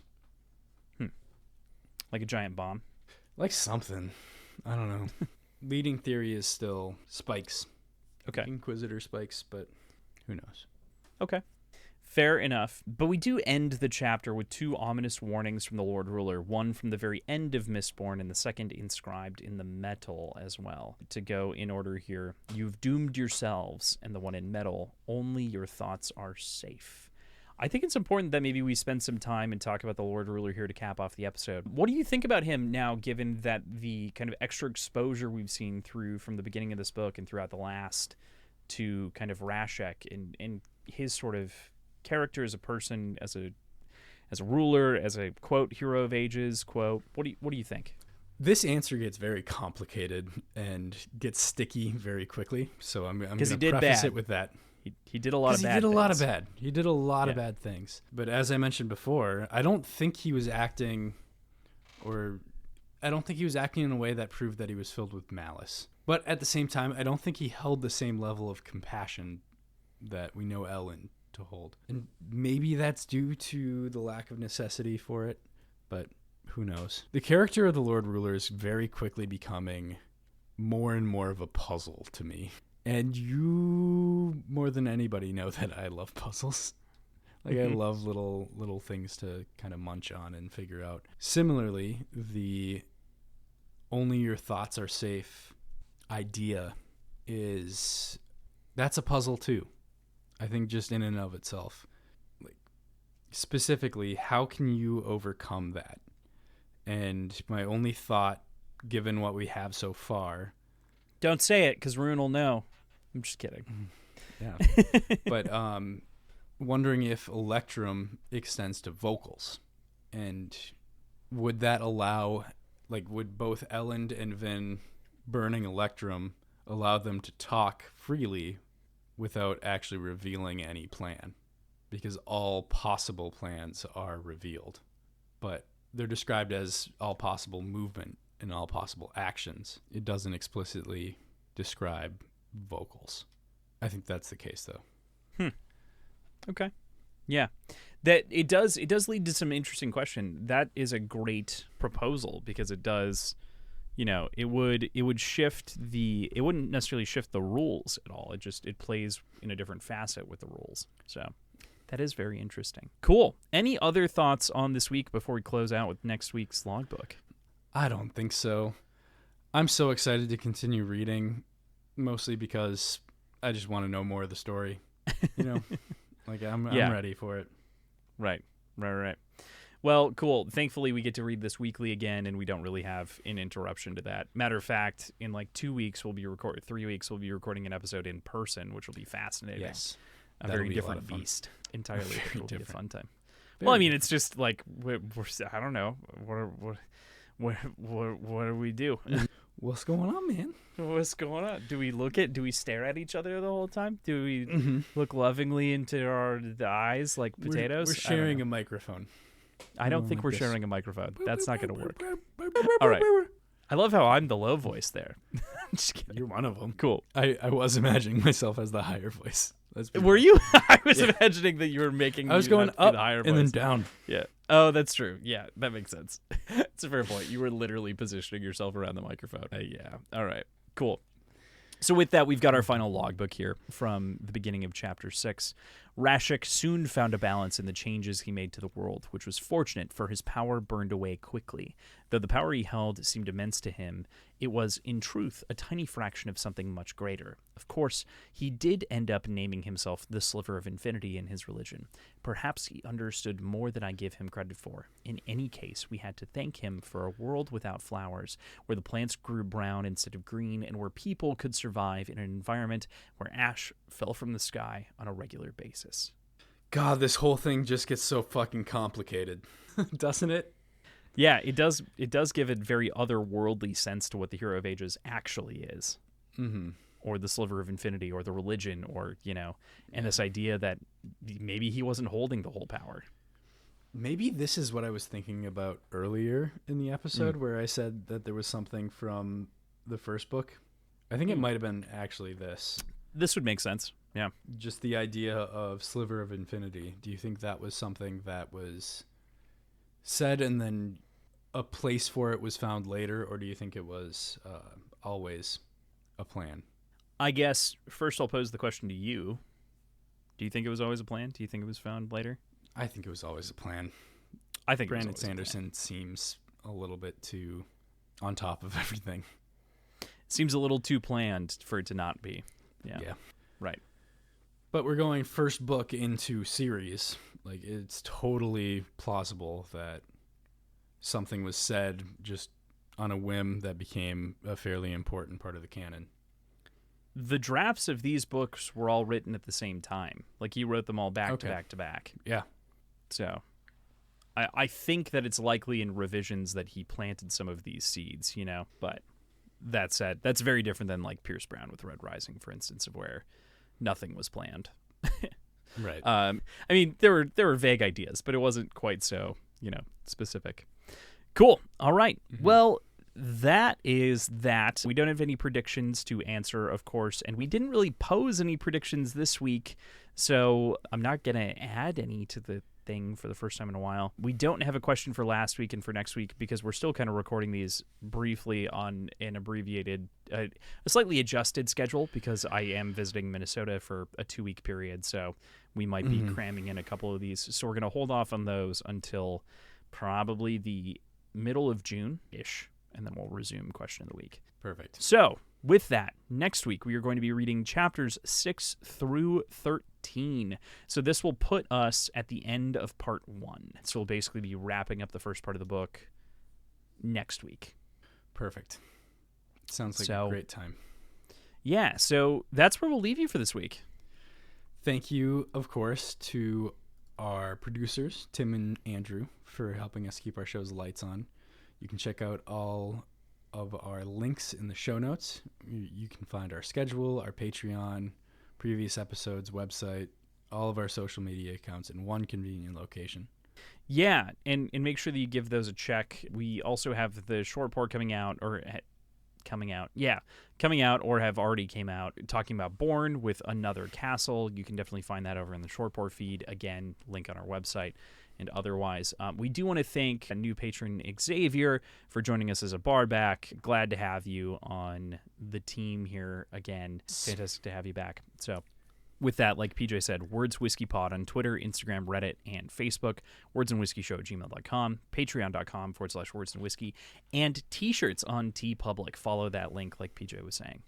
Thank you all so much. Before we actually sign off, speaking of t-shirts, I got the first test T-shirt, and I got the corn dogs on the beach one. Huh? Immediately spilled grease on it, and now I have a permanent grease stain on this corn dog shirt. So That's amazing. So that was on the plane to Italy. Oh no, that's so funny. I can't believe you've done this to yourself. My God, man. It's like a snowman-shaped grease stain. Oh, it's maybe no. an inch long. Like just this like blobby thing, like right below the insignia. Well, you know what you have to do now is you have to turn it into a paint shirt, and then you get another one. It's such a soft T-shirt that Kaylin actually stole it, and it's one of her pajama shirts now. Oh, well, you need to get another one then. I do have the other one here for you that I'll bring in a couple weeks, but what was the one that I ordered the extra large in? It wasn't corn dogs. It wasn't the rye circle. It wasn't Risky Gambit. Literate? No, because I didn't do literate on that one. I'll Share remember one in with a a second. friend? I'll grab it in a minute. Oh, it think was it share a was drink with a friend. Yep, it's totally the share a drink with a friend, which looks pretty good on black. I think it would look better on a different color, but Sticker Mule is only doing it on black. So Gotcha. Well, for that deal. We're not doing it through Sticker Mule, so you don't have to worry about that. It's true, but Dear we are listener. still looking at.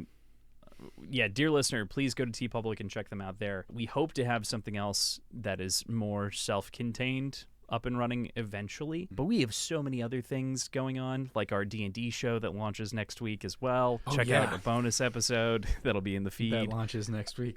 That is launching next week. Tales of Kana, Catacomb Party, Tales of Kana. Going to be very exciting. We are very, very pumped. We've been working on this for a long time and have wanted to get this into everyone's ears for months now. And we're glad to finally be at that stage and doing the damn thing. Faux show. In addition, the other shows are going to be coming out soon. We're working on logos. We're so close. All right, cool.